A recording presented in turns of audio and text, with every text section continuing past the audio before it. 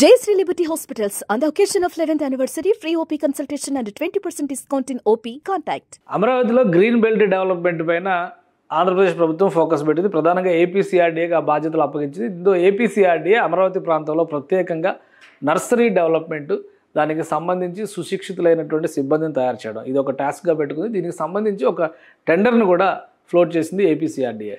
దీని సారాంశం ఏంటి?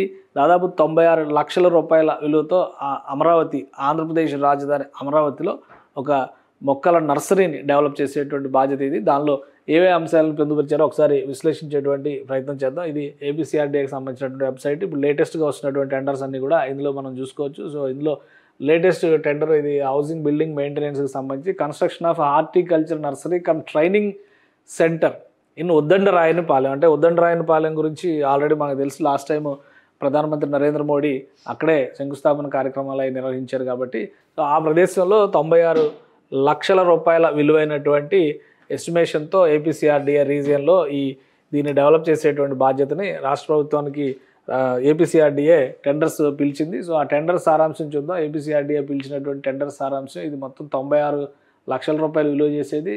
దీన్ని డెవలప్ చేయడము, దానికి సంబంధించినటువంటి మెయింటెనెన్స్ బాధ్యతని చూడడము, అలానే శిక్షణ కార్యక్రమాలు నిర్వహించడము.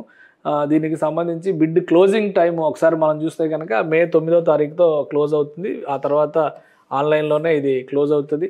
సో టెక్నికల్ బిడ్ కూడా మే 9వ తారీఖు 4 గంటలకి క్లోజ్ అవుతుంది. ఇది సబ్మిషన్ ఆఫ్ బిడ్డింగ్ ఏమో మధ్యాహ్నం 3 గంటలకు క్లోజ్ అయింది. So technical bidding 4th complete అయితే బిడ్ ఓపెనింగ్ 12వ తేదీన ఉంటుంది. ఉదయం 11 గంటలకి అది ఏపీసీఆర్డీఏ ఆఫీస్లోనే ఉంటుంది.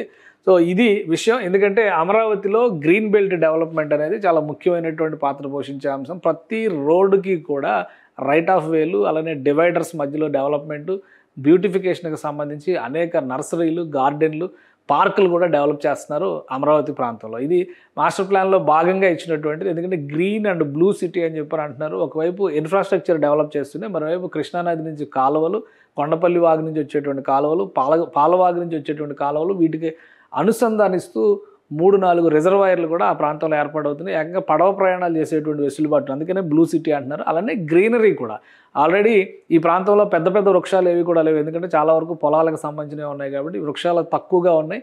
ఇప్పుడు ఆ గ్రీన్ బెల్ట్ అంతా కూడా నదీ సమీపంలో కాబట్టి ఖచ్చితంగా డెవలప్ చేయాలని చెప్పని మాస్టర్ ప్లాన్లో భాగం చేశారు. సో ఈ క్రమంలోనే పెద్ద పెద్ద పార్కులు, శాఖమూరు లాంటి ప్రాంతాల్లో దాదాపు 120-130 ఎకరాల పార్కులను కూడా రాష్ట్ర ప్రభుత్వం డెవలప్ చేస్తుంది. అలానే రహదారి వ్యవస్థ మొత్తంలో కూడా గ్రీన్ బెల్ట్ డెవలప్మెంట్ అనేది ఉంది.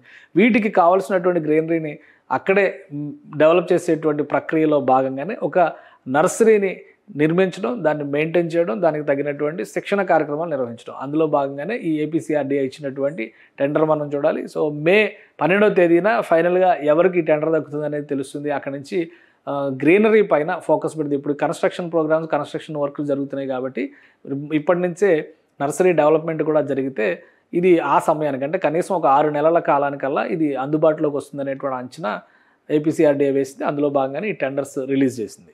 సుమన్ టీవీలో మీ పర్సనల్ అండ్ బిజినెస్ ప్రమోషన్స్ కోసం కింది నెంబర్కి కాంటాక్ట్ చేయండి.